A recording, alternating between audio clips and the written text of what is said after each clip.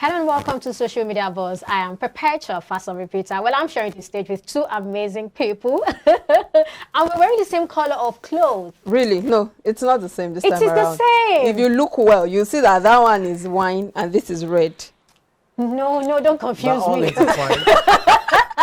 but they're all in the same family. His style is also, you know... They're all in the same family. Exactly, they're all in the same family. It's but I think I made the the choice first, so you guys imitated me, I guess. Hello. It's one of those things. I reserve my comment. It's allowed. Exactly. What do you have for us today? All right, so Nigeria's Vice-President Yemi Osinbajo on Monday officially declared his intention to contest the 2023 presidential election. He made the declaration in a short broadcast shared via his Twitter handle after months of intense speculations at a dinner he hosted at the presidential villa for the breaking of the Ramadan fast, Iftar, on Sunday. He informed the APC governors of his plan to succeed his boss, his boss, President Muhammadu Buhari, whose tenure as president ends in 13 months' time. Well, we have the video coming now. Dear Nigerians, for the past 7 years, I have served as Vice President under a true Nigerian patriot, a servant of the nation in war and peace, and a man of integrity, President Muhammadu Buhari. We have, together, worked through some of the most difficult times in the history of our nation. But we have remained focused on securing the country, on providing infrastructure and growing our economy. As stipulated by the Nigerian Constitution, our tenure will end next year. In this period of 7 years, I have served the government in several capacities, and I have, at the direction of Mr. President, represented our country in sensitive, high-level international engagements. I've been to practically all local governments in Nigeria. I've been in markets, in factories, in schools, and farms. I've been in agricultural, mining, and oil-producing communities, in the Delta, in Kebbi, in Enugu, in Borno, in Rivers, in Plateau and Ondo, and in all other states of the Federation, listening to the diverse experiences and yearnings of our people. I've visited our gallant troops in the Northeast and our brothers and sisters in the IDP camps. I've felt the pain and anguish of victims in violent conflicts, terrorist attacks, flooding, fire, and other disasters. I've been in the homes of many ordinary Nigerians in various parts of the country. I have sat with our techpreneurs in Lagos, Edo, and Kaduna, with our Nollywood and Kannywood actors, with our musicians from Lagos, Onitsha, and Kano, and I've spoken to small and large businesses. I stood where they stood, and I sat where they sat. I know their hopes and aspirations, and their... And now let's see how people are reacting to the news. First, we have at Onkumide Tush saying, congratulations on making a good choice to run. Professor, we can now function properly with our respective lives because we've been patiently waiting for you to declare. But by God's unfailing grace, you will not win. And then we have another one. That was a bold one. Starting with something so, prayerful, wonderful, and then he goes on to say... The not is emphatic. Very, very capitalized. And then we have it's _Charlie10 saying, Mr. Vice President, you have mind though. Like, despite the numerous failures your government can be linked to, you still deemed it fit to run for president. Run now, Shebina here with you. And then we have this other one. Osinbajo is a household name. A man that is accepted in Sokoto the same way he is received in Akwa Ibom. A good product that doesn't come with any baggage or scandal. And gladly, the responses from Nigerians have been so inspiring. And then we have the hashtag there. And away from this, we have at Atilola Phillips saying, the best candidate, we're totally with you, sir. Also, we have at Jamari01 saying, finally, the awaited day has come. The best Vice President of the Federal Republic of Nigeria has formally declared his intention to run for president in the upcoming 2023 election. We're ready to move Nigeria forward. Those are some of the tweets. Well, there are some other ones, but I would like to take your reactions before I read these other ones, because these other ones, they actually have, you know, when you have something you're holding on to, they have a narrative that they are pushing. So I want to hear what you're saying, that we get into what they are quite saying. interesting. A lot of there have been speculations before now that the vice president, we were even talking about it earlier before you came in. There have been speculations that the vice president was going to contest and join the race for the presidential 2023 presidential elections. And now, yes, I don't think anyone is surprised that he has finally come out to declare. But the question is, he's making some comments that would raise controversies, raise questions, Exactly what I was especially when you look to. at the fact that he is coming on the horse of this same government that a lot of people are not proud to. There's nothing to actually boast about when you talk about this present administration. And now he's coming out to say that he wants to continue what President Muhammadu Buhari has started. And the question is, what exactly are you continuing? Is it the insecurity? Is it the unemployment rate that is now at over 33%? Is it the rate of joblessness of the Nigerian youth? Is it a lot of things to talk about?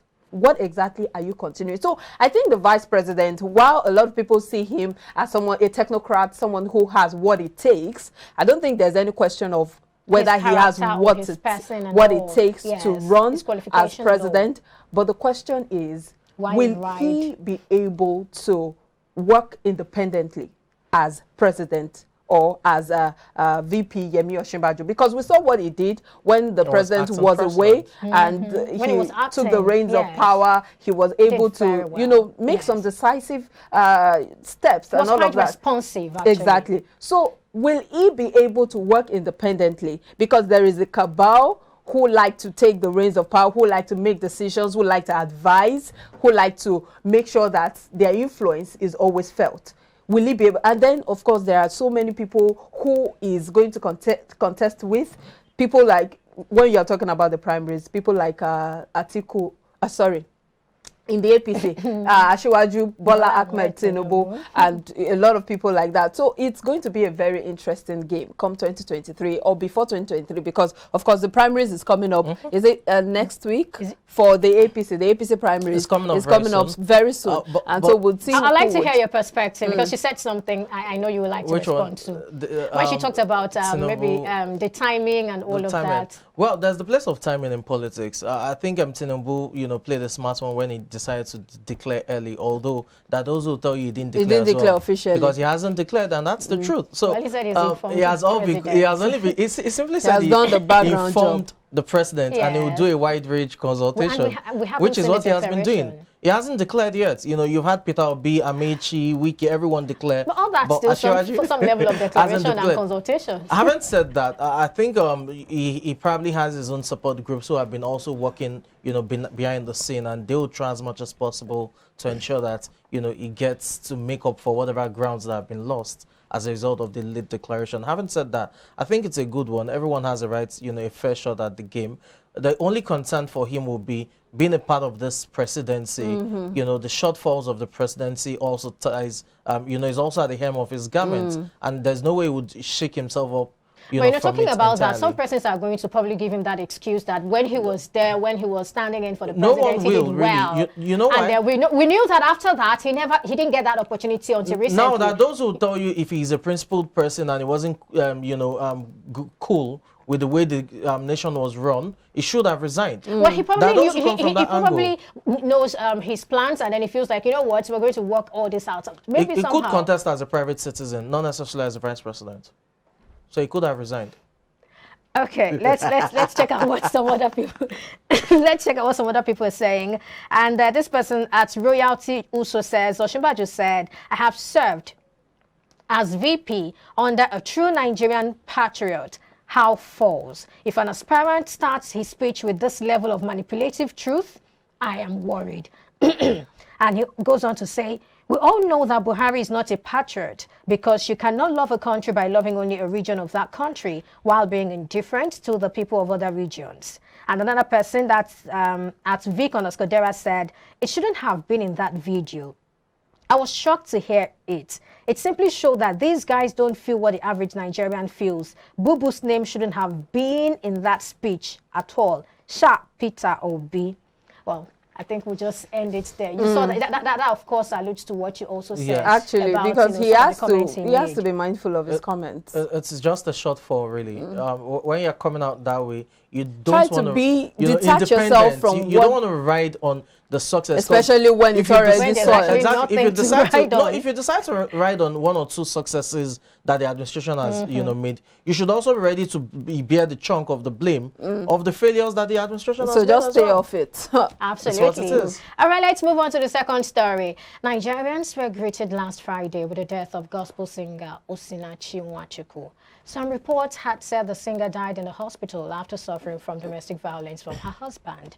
Osinachi's sister, who is the first daughter of the family and was identified as Miss Favor Madi, confirmed the reports on Sunday, saying that Osinachi died as a result of a cluster of blood in the chest. She said Osinachi suffered from a blood clot after her husband, Peter Nwachukwu, kicked her in the chest. She said the family had advised Osinachi to leave the marriage, but she prayed that God would change her husband. This revelation has yet again thrown up a very sensitive topic in Christendom: separation or divorce. And then the question goes, is divorce acceptable to God? And then, on what ground are believers allowed to divorce? Well, we have Pastor Newman, who had this to say. This is what he said. I think I'll just summarize what he was saying. He was saying something about the fact that as Christians, there is that suffering. Away from the criticism surrounding her death, whether she should have left the marriage or not, we don't know what God told her. And then he said something about brethren. That was her own cup of suffering. For everyone has his own portion of suffering for the sake of Christ. I think I'll just end it there. I mean, you have it on the screen. And I'd like to start with you. So what's your take on that? It's a very painful death, especially considering the fact that the first story was that she died as a result of throat cancer. That was what was out there. And then later on, the story started developing, and then we saw that it was due to domestic violence. And the question in my mind was, domestic violence? Why couldn't she have maybe sought help or taken a walk? Because yes, there's the question or the controversy of how God doesn't like divorce. Yes, when you go in the spiritual realm, or when you take it spiritually, it is a fact that yes, in the Christendom, what's it called? In Christendom, it is not, divorce is not an option. But there's also the place of, there's a part of the scripture, if I'm allowed to quote, that also says that wisdom is profitable to direct. So in cases like this, I don't think God would rather have her lose her life and not fulfill her destiny than she walking out of that marriage. She didn't have to stay there to endure that kind of pain till she died. She could have maybe taken a walk, maybe not divorce, but maybe separation. We've seen, cases like that where people, even in the Christian race, just maybe take a break, just take a break to sort things out before you, maybe if things work out well, you could go back to the marriage. But now staying there till the point of death is really painful. It is really painful. I know that there are a lot of things that may have gone down that we may not be privy to. There are a lot of information that we may not have access to, like Pastor Newman said. I don't want to discard all of the things he said because, I know he went extreme at some point. Well, he's corrected himself. He retracted. He deleted the post and said he apologized, that maybe he probably didn't put his words, his thoughts in the right words. Yes. So him saying that it could have been her persecution, I totally disagree with that, because there are a lot of persecutions and God would not want you to suffer in your marriage as a way of persecution. No, I totally disagree with that. We'll just move on. You want to say just in a Well, moment? she has said it all. God won't want you to suffer in your marriage, and it's just, the facade of marriage. Divorce isn't allowed in Christendom. The Bible is clear about it. Where Jesus was, advising the disciples, it talked about the grounds of unfaithfulness. So the notion that divorce isn't allowed in, Christendom is false. It is allowed on the grounds of unfaithfulness. Now, I understand this. But on the ground of domestic violence, what do? You separate till you can sort it out. That's okay. That's okay. Self-acclaimed investigative journalist Kemi Olunloyo brought a different perspective to the conversation. According to her, Frank Edwards was responsible for the final straw that broke the camel's back. Well, here is her tweet.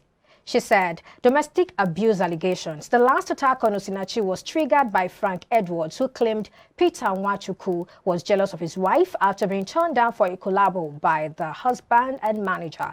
Police must investigate details of what initiated the attack. And then there is a second one where Kemi Oluloye also said, Frank Edwards, that's abusive.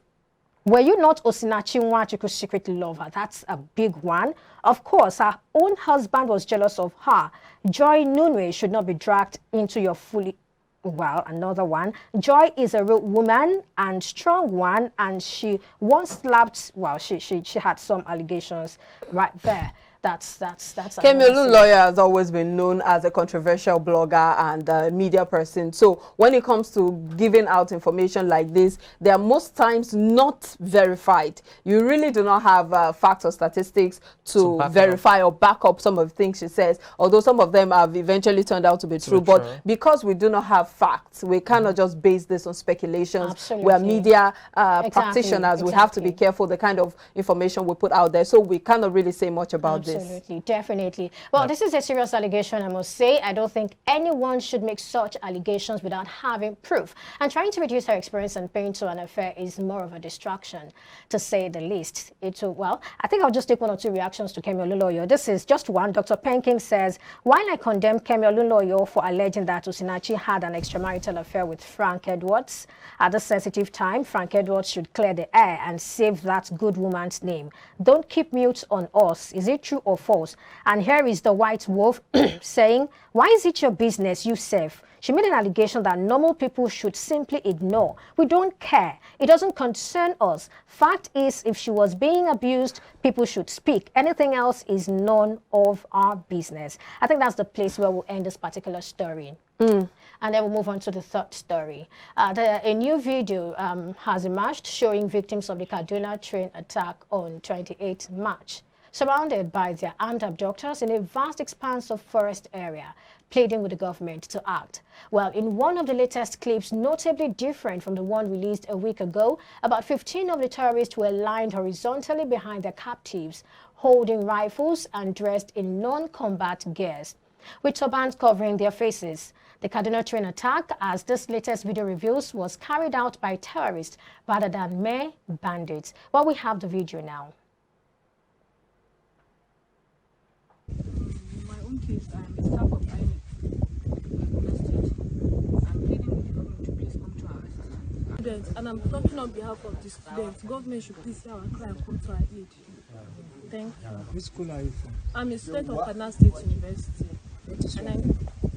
What is your name? I'm Asif John. From which state? Kaduna State. Where are you studying? I'm schooling in Kaduna State University. Which course? Agriculture. In history. Left. Women. I'm glad it's booming. An ex-staff of Defense Industries Corporation. Well, the terrorists reached out to the government. They reached out to the government with... The terrorists reached out to the government with their demands towards facilitating the process of getting their demands met. IBrandTV is here to independently verify what the demands are. And that's all on social media buzz at this time. Thank you for watching. I am Perpetua Fason-Repeater. Thank you so much, Perpetual. Now we'll wrap it up with a quote of the day. And that is a quote by Audre Lorde, which says, when I dare to be powerful, to use my strength in the service of my vision, then it becomes less and less important whether I am afraid. It gives me some Shakespeare vibes. But I like the fact that, you know, it talks about inner strength and energy. You know, sometimes we're so overpowered, overwhelmed by the physical challenges, the fears and worries and anxiety, the doubts, uncertainties, the bleak future. And then you forget that there is so much on your inside. And this is just saying that when you see all the fears, the challenges, just look in there. Look inward, in there, you know, and you just find strength. It's about the fortitude, it's about the solace and the meals to keep going each day. And the promise of a new day basically holds in nature.